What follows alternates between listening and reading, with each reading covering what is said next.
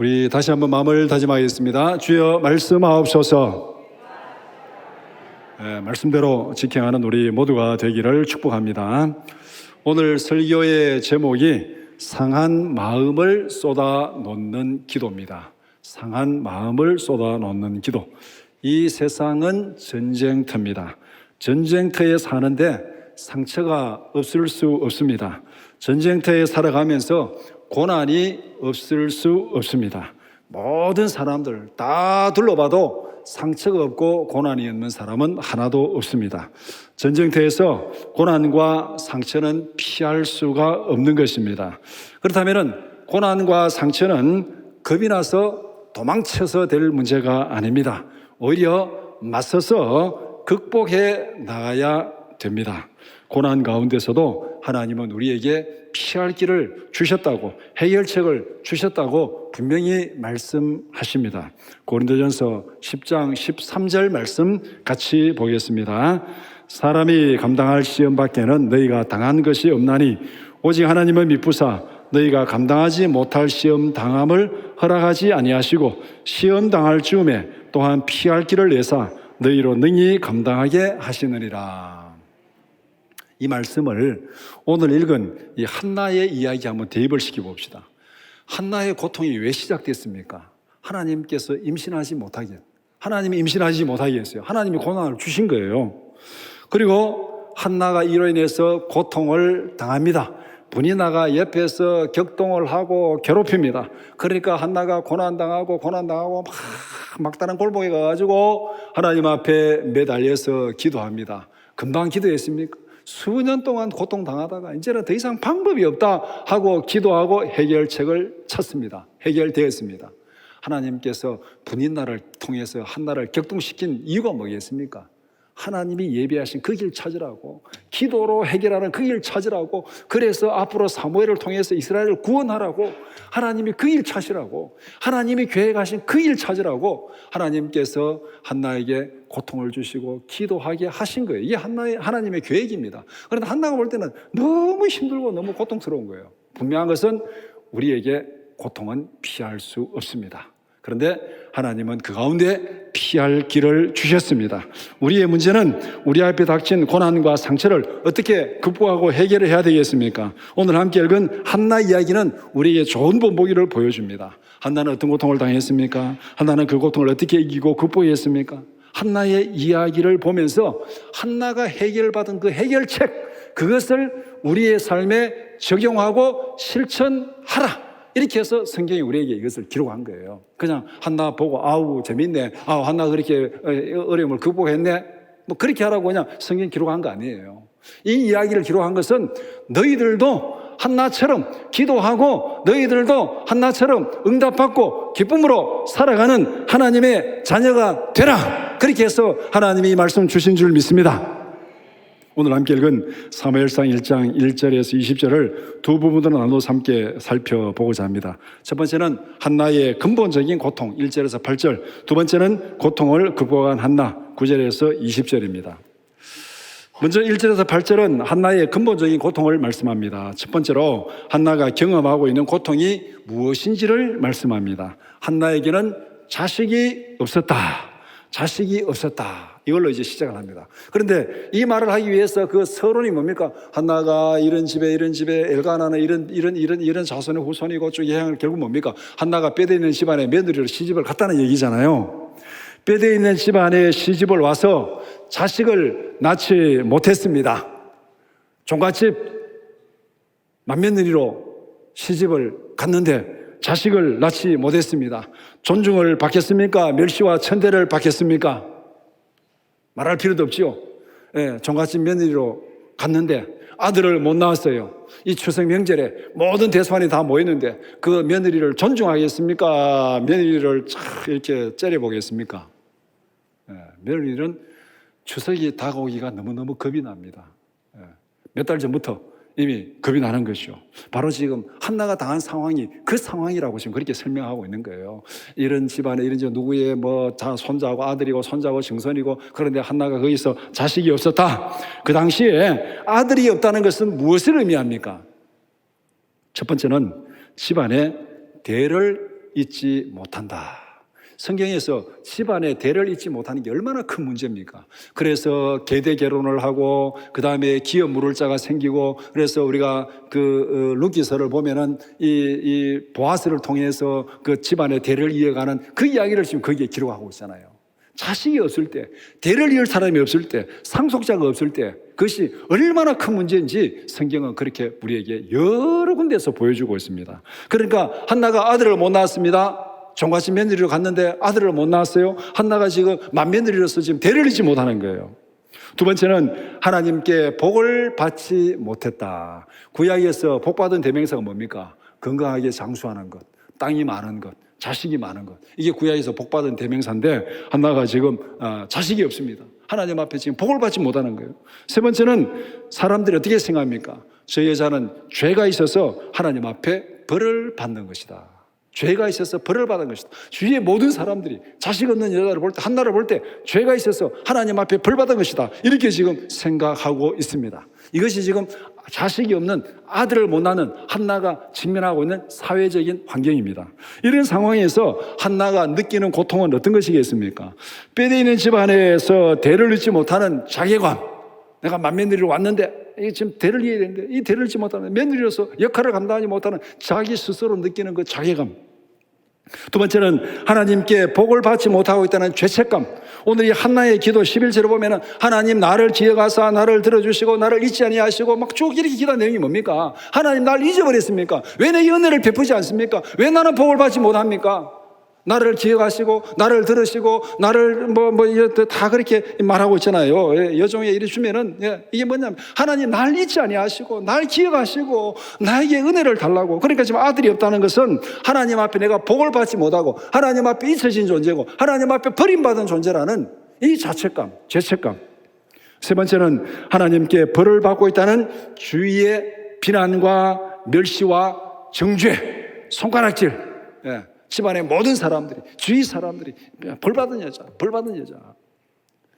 한나의 삶은 하루하루가 고통입니다. 누가 뭐라 하지 않아도 스스로 고통과 죄책감에 시달릴 수밖에 없습니다. 자식이 뭐길래 한나는 아들을 낳지 못해서 안과 밖으로 고통을 당하고 있습니다. 이런 고통은 겪어보지 아니하면은 아무도 이해할 수 없습니다. 우리가 어떤 고통을 당할 때 그 고통을 겪어보지 않으면 이해할 수 없어요. 그래서 우리가 동병상련이라는 말이 있잖아요. 동병상련이라는 말이 있습니다.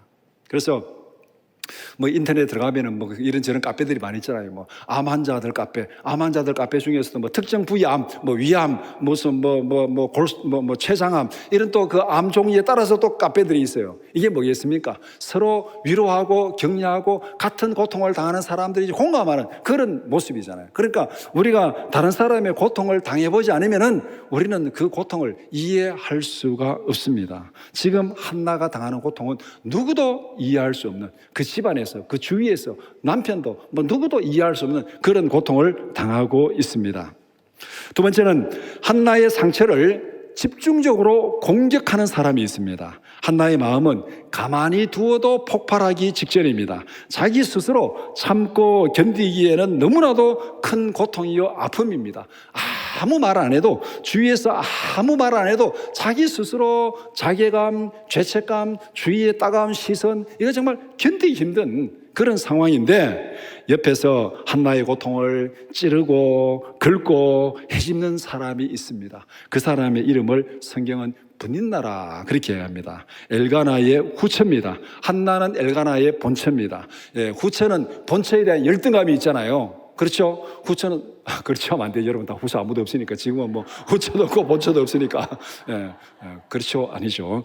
어쨌든 후처는 본처에 대한 열등감이 있습니다. 그래서 자기가 지금 뭔가 이게 집안에 본처 노릇하려고 막 하는 그런 열등감이 있으니까 이 본처에 대한 어떤 경쟁심, 시기심, 그것이 유별납니다. 그런데 한나에게는 자식이 없었는데 분인나에게는 자식이 있었습니다. 그러니까 후처가 생각할 때 드디어 내가 본처를 이겼다. 이 정도면은 내가 실질적으로 이긴 거다. 자식이 없고 나는 자식이 있는데 저는 대를 못 잇고 내가 대를 잇는데 내가 이 집의 진짜 주인 아니냐. 그렇게 지금 막 콘솔을 치고 이제 자기 위세를 내세울 만한 그런 입장이 됐습니다. 그런데도 이 남편이라는 작자는 누구를 더 사랑합니까? 자식을 낳은 브린나보다가 자식이 없는 한나를 훨씬 더 사랑했습니다. 이번에는 누가 상처받았습니까? 브린나가 지금 상처받고 있는 거예요.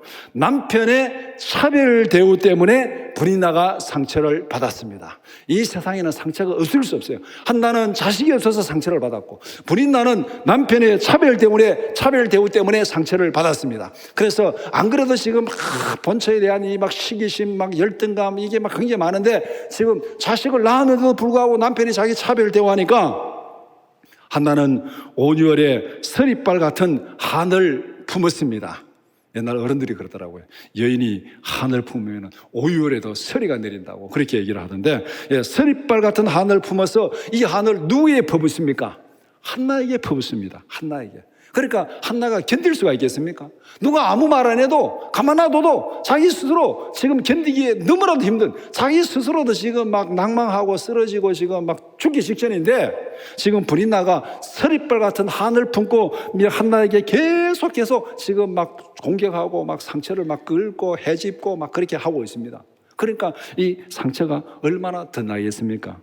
세상은 나의 상처를 위로하기는커녕 자꾸 덧나게 만듭니다. 이게 우리가 살아가는 세상입니다. 내가 마음에 상처를 안고 있습니다. 남들이 알지 못하는 고통을 안고 있습니다. 그럼 내가 살아가면서 그 상처에 위로를 받을까요? 그 상처가 점점 더 덧나게 될까요? 살아갈수록, 사람들 만날수록 상처가 자꾸 덧나게 됩니다. 이게 세상의 이치예요. 어떤 사람들은 의도적으로 그 상처를 덧나게 만듭니다. 시기하고 질투하고 자기 열등감 때문에 분풀이하고 대리만족하고 그래가지고 은근히 위로하는 척하면서 확 꼬집는 그런 거 있잖아요. 말 안 해도 알죠. 만나서 위로하는 척하면서 아픈 데를 싹 건드리는 거. 집에 와서 보면은 그 사람이 또 건드렸네. 그런 것들이 있잖아요. 그렇게 의도적으로 그 상처를 살살 끓는 사람들이 있어요. 여러분 그러지 마시기 바랍니다. 하나님은 다 보고 계세요. 하나님은 다 보고 계십니다. 그래서 우리 주위에는 의도적으로 상처를 끓는 사람이 있어요. 한 분인나는 대놓고 상처를 끌고 있습니다. 대놓고 끌고 있습니다. 그런데 우리는 또 세상에서 전혀 의도하지 않게 상처를 덧나게 하는 경우가 있습니다. 정말로 의도하지 않았어요. 위로한다고 한 말이 그 사람에게는 상처가 되는 경우가 있습니다. 이거는 정말 몰라요. 말하는 사람은 전혀 그런 의도가 없습니다. 그래서 어떤 사람이 무슨 좀 병에 걸려가지고 이제 막 좀 입원하고 그다음에 치료받고 이랬는데 나중에 사람들 만났을 때 오세요. 몸이 좀 괜찮습니까? 좀 나았습니까? 이렇게 우리가 위로하고 인사하잖아요. 그런데 경우에 따라서는 그 말이 아픈 사람에게는 또 상처가 되는 거예요. 그런 경우들이 우리 주위에 비슷한 유들이 많이 있습니다. 위로한다고 하는 말이 전혀 의도하지 않았는데 위로의 말이 상처가 되는 거예요. 저도 그런 경험을 겪었습니다.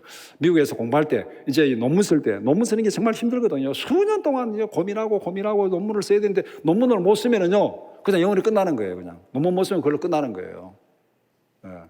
우리 권사님 중에 한 분 아들이 목사님이고 미국에 유학 가서 박사과정 공부하는데 몇 주 전에 아들 논문 통과되기 위해서 감사합니다 하고 감사한금 올렸던데 정말 제가 마음속으로 진심으로 축하하고 감사를 논문 쓴다고 몇 년 동안 시달린 걸로 알고 있는데 드디어 통과됐다고 그렇게 얘기를 합니다. 정말 축하할 일입니다.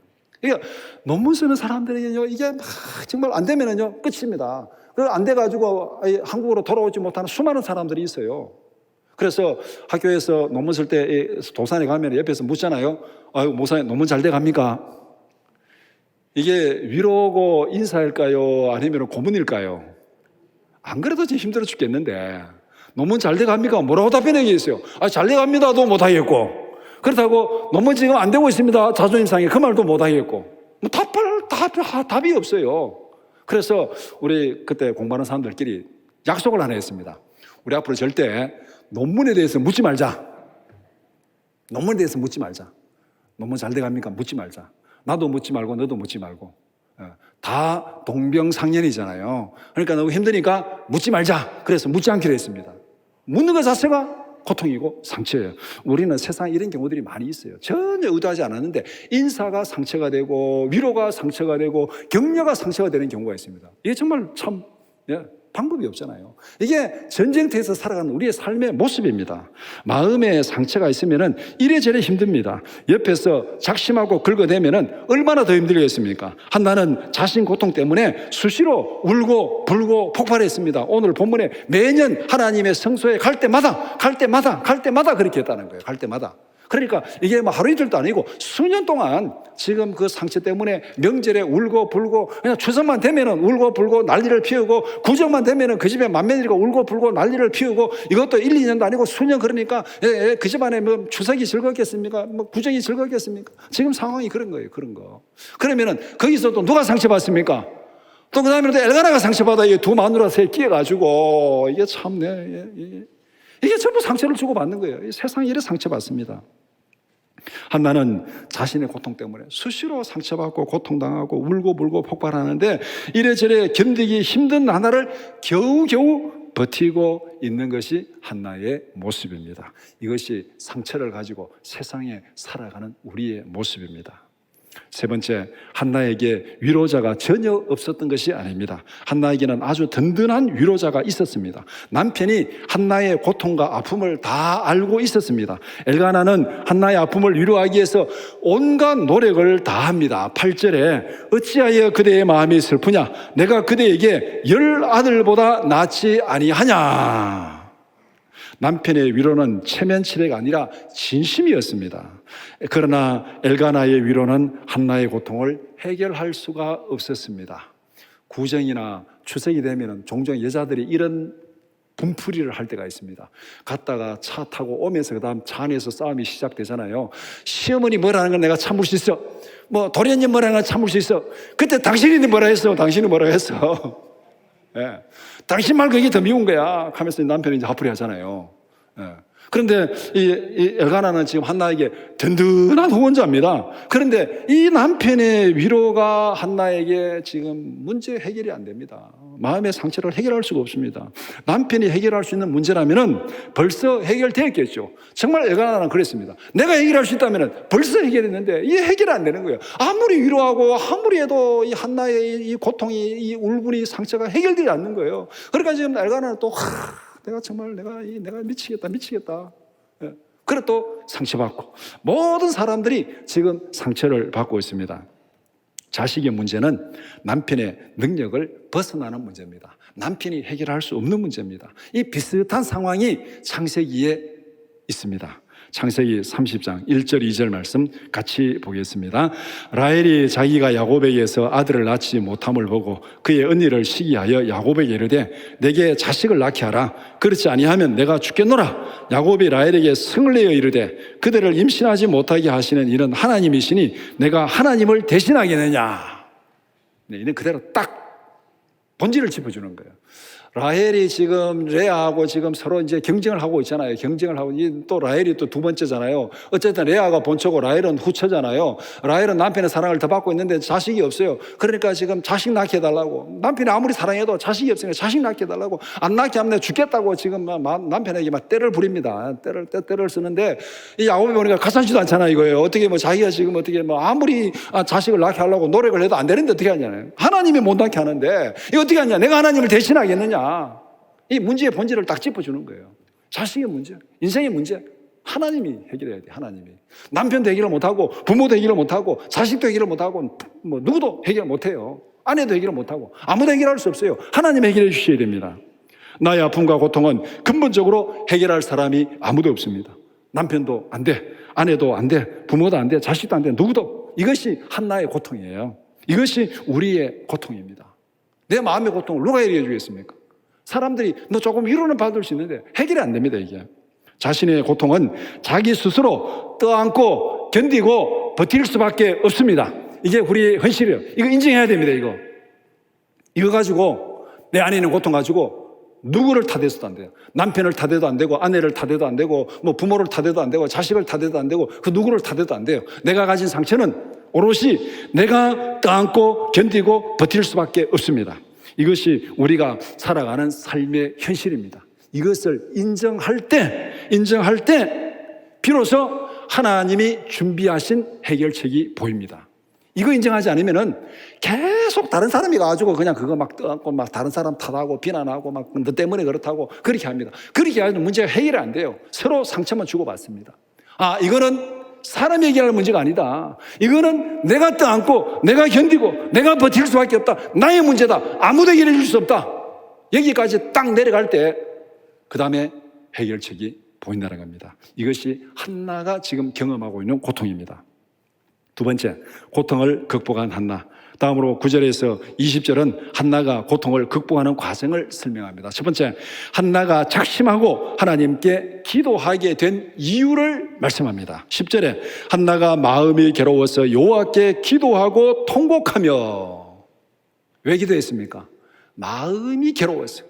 마음이 괴로워서. 왜 마음이 괴로웠습니까? 앞에서 다 설명한 게 그게 마음이 괴로워서. 자식을 못 낳아서 주위에 손가락질 받고, 자식을 못 낳아서 불이 나가 격동시키고, 자식을 못 낳아서 명절에 울고 불고 하고 막 이 마음은 도저히 더 이상 견딜 수 없어서 하나님 앞에 기도했다. 마음의 고통을 견딜 수가 없어서, 고통을 견디기가 너무 힘들었어. 이렇게 힘들게 사느니 차라리 하나님 앞에서 결판을 내자. 나를 데려가시든지 나의 고통을 해결해 주시든지 하나님 해결해 주십시오. 이게 11절에 있는 한나의 기도입니다. 11절에 한나의 기도. 한나가 서운해가지고 뭐 그게 또 얘기하기는 뭡니까? 만일 주의 여종의 고통을 돌보시고 나를 기억하시고 주의 여종을 잊지 아니하시고 주의 여종의 아들을 주시면 뭐 나를 돌보시고 고통을 기억하시고 잊지 아니하시고 이게 뭡니까? 나는 하나님 앞에 은혜도 못 받고 자식도 못 낳고 벌받은 죄인 취급받는데 하나님 정말 내가 죄인입니까? 내가 정말 하나님 앞에 버림받았습니까? 하나님 나를 기억하신다면, 하나님 나를 사랑하신다면, 버림받지 않았다면 하나님 아들 하나만 주세요. 이 얘기잖아요. 이 얘기. 너무 지금 고통스러워서 절박한 심정으로 하나님 앞에 서원하며 기도합니다. 서원이 뭡니까? 나의 이 고통을 보시고 아들을 주소서. 그러면은 아들을 주시면은 나도 그 아들을 하나님 앞에 드리겠습니다. 내가 아들이 필요한 게 아닙니다. 내가 아들 욕심이 있어 그런 게 아니라 아들을 못 낳았다는 그 죄 때문에 너무나도 많은 고통을 당하니까 하나님 이 죄를 좀 없애주옵소서. 아들을 주어서 내가 이 모든 이 고통에서 벗어나게 하옵소서. 내가 원하는 것은 아들 없는 고통에서 벗어나는 것입니다. 한나의 기도가 얼마나 절박합니까? 아들을 가지겠다는 욕심이 아닙니다. 아들이 없어서 당하는 고통을 더 이상 견딜 수가 없다는 거예요. 대를 잊지 못하는 부담감, 벌을 받고 있다는 죄책감, 주위의 멸시, 천대, 손가락질, 정죄. 하나님 아들만 주시면 이 모든 것이 다 해결되지 않습니까? 그러니 아들 하나만 주세요. 울고 불고 생명 걸고 기도하는 거예요. 그전에는 본인 나에게 다른 사람들에게 집안 식구들에게 울고 불고 했는데 이제는 그거 다 접어두고 이거 이렇게 하나 된 문제가 아니다. 이 해결책이 아니다. 이제 해결책은 하나님 앞에서 결판내는 거다. 하나님 날 데려가시든지 하나님 날 해결해 주시든지 그렇게 하나님 앞에 작심하고 생명 걸고 기도합니다. 우리의 문제는 무엇입니까? 오늘 이 말씀을 준비하면서 나의 문제가 바로 이거구나. 나의 문제가 견디기 힘든 고통을 경험하면서도 생명을 걸고 기도하지 않는 것, 이것이 이 시간 나의 문제고 여러분의 문제입니다. 우리 앞에 돈이 없다, 건강이 어떻다, 뭐 어떻다, 다른 거 그건 다 한계의 문제예요. 진짜 문제는 고통 가운데에서도 하나님 앞에 생명을 걸고 기도하지 않는 것, 이것이 진짜 우리의 문제입니다. 기도도 하지 아니하고 포기한다면 그것이 진짜 실패한 삶이 아니겠습니까? 기도도 하지 않고 고통당하고 힘들다고 말만 한다면 그것이 진짜 직무유기 아닙니까? 하나님께서 기도하면 응답하시겠다고 약속하셨어요. 고난 가운데 피할 길을 주시겠다고 약속했습니다. 그런데 하나님 앞에 매달려서 기도하지 않고 그 방법을 찾지 않습니다. 찾지 않고 사람에게 가서 힘들다고, 남편에게 힘들다고, 아내에게 힘들다고, 자식에게 힘들다고, 부모에게 힘들다고 엉뚱한 데 가서 난리를 피우고 있어요. 이게 우리의 직무유기고 이게 우리의 진짜 문제예요. 우리의 인생을 주신 분은 하나님입니다. 그렇다면 우리 인생의 고통을 해결할 분도 하나님입니다. 그러면 우리 문제 고통을 어디서 해결책을 찾아야 되겠습니까? 하나님 앞에서 찾아야 되는 거예요. 한나는 이런저런 수많은 고통을 견디다가 이제 막다른 골목, 다른 방법은 다 해도 안 되니까 이거다 하고 찾은 것이 그게 하나님이 예비하신 방법이에요. 둘째로 한나는 기도하면서 또다시 상처를 받았습니다. 상처를 해결하겠다고 작심하고 기도하기 시작했는데 기도하면서 또 다른 더 큰 상처를 받았습니다. 이것도 흔히 우리에게 있을 수 있는 거예요. 우리가 이제 계획하고 이렇게 해서 내가 정말 믿음으로 기도하면서 내가 해결해야 되겠다 했는데 그게 오히려 더 나를 힘들게 만드는 거예요. 기도한다고 교회에 나왔는데 뭐가 좀 이상하게 돼가지고 기도도 못하고 막 오히려 막 이렇게 문제가 생기는 그런 문제입니다. 이번에는 제사장으로부터 상처를 받았습니다. 성소에서 상한 마음을 쏟아놓으며 기도하는데 제사장이 속된 말로 고춧가루를 뿌리고 있습니다. 왜 아침부터 나와서 성전에서 술주정을 부리고 있느냐? 한나는 지금 막 도저히 고통이 힘들어서 견디지 못해가지고 하나님 앞에 지금 울고불고 쏟아놓고 있는데 제사장이 보고는 왜 아침부터 와가지고 술주정 부리고 있느냐? 언제까지 술주정 부릴래? 술 끊어라! 이 얘기하고 있습니다. 세상에 이런 억울한 일이 어디에 있습니까? 이런 일 당하고도 교회 떠나지 않을 분이 있습니까? 여기에 정말 마음이 괴로워가지고 정말 견디기 힘든 고통 가지고 교회에서 기도했는데 왜 와서 떠드냐고 술주정 부리냐고 이렇게 하면은 여러분들 교회 떠나지 않을 수 있습니까? 집에서도 무시당하고 고통당하는데 교회조차도 나를 무시하고 힘들게 해? 성도들이 나를 무시하는 걸 이해할 수 있어. 그런데 목사님까지 나를 무시해? 이 정도면 끝난 것이요 뭐. 끝났습니다. 이 정도면은. 간혹 나이든 그 여자분들이 자식들이 좀 자기에게 대우를 안 하고 섭섭하니까 뭐 추석 때일 수도 있고 구정 때일 수도 있고 평소일 수도 있고 자식들이 좀 섭섭하게 대우하면은요 막 한탄하면서 그런 말이에요. 남편은 남편 복 없는 여자는 자식 복도 없다더니. 들어보셨어요? 여러분 해보셨습니까? 남편 복 없는 여자는 자식 복도 없다더니 이놈의 자식들이 하고 이제 이렇게 이게 바로 집에서도 내가 차별받고 고통당하는데 교회에서조차도 성도들이 나를 보니 무시하는데 목사님까지 나를 왜 이렇게 무시해? 이 정도 되면은요 이게 뭐 기도고 뭐고 다 끝났어요. 이제는 기도고 뭐고 다 끝났어요. 에이 때려쳐버려라 안 하고 말지. 작심하고 시작한 한나의 기도는 절체절명의 위기를 맞이했습니다. 속된 말로 에이 더러워서 못하겠다 안 하고 말지. 기도 포기할 수 있는 상황입니다. 죽고 말지 내가 이런 대우받고 내가 제사장조차도 나를 이렇게 대우하는데 내가 왜 하나님 앞에 기도하냐 이런 하나님이라면 나 더 이상 보기도 싫다 하고 막 떠나버렸을 겁니다. 그러나 한나의 절박함은 어떤 방해에서도 꺾이지 않았습니다. 나는 악한 여자가 아닙니다. 제사장이 뭐라고 하든지 간에 나는 마음이 슬픈 여자입니다. 나는 독주를 마시고 술주정하는 것 아닙니다. 나는 하나님 앞에서 마음을 쏟아놓는 것입니다. 제사장이 인정하지 않더라도 제사장이 정죄해도 나는 하나님 앞에 쏟아놓습니다. 당당하게 지금 제사장에게 자기 입장을 얘기하고 있습니다. 한나는 기도를 포기하지 않았습니다. 어떤 멸시천대도 기도를 포기하지 않았습니다. 어떤 오해를 받아도 기도를 포기하지 않았습니다. 여러분 교회에 와서 기도하다가 상처받았습니까? 포기하지 마세요. 장로님 때문에 상처받았습니까? 포기하지 마세요. 목사님 때문에 상처받았습니까? 포기하지 마세요. 이게 지금 한나가 지금 직면하고 있는 거예요. 누가 뭐라 해도 하나님이 나를 포기하지 않는 이상 나는 포기하지 않는다. 누가 뭐라 해도 하나님이 나를 버리지 않는 이상 나는 상처받지 않는다. 이런 각오로 이런 절박함으로 하나님 앞에 기도해야 됩니다. 하나님을 믿고 포기하지 말라. 하나님을 믿고 상처받지 말라. 누가 뭐라도 상처받지 말라. 이게 진짜 멘탈 갑입니다. 이게 진짜 멘탈 갑이에요. 우리 아니 살아가면서 사람들 멘탈 갑이라고 얘기하잖아요. 어떤 얘기해도 막 농담 타고 막 넘하게 얘기하는 사람들 이런 사람들 보면 정말 멘탈 갑이 되게 하죠. 그게 진짜 멘탈 갑이 아니고 하나님을 믿고 어떤 방해와 어떤 정죄와 어떤 차별에도 불구하고 포기하지 않고 상처받지 않고 하나님 앞에 꿋꿋이 매달리고 기도하고 부르짖는 것 이게 진짜 멘탈 갑입니다.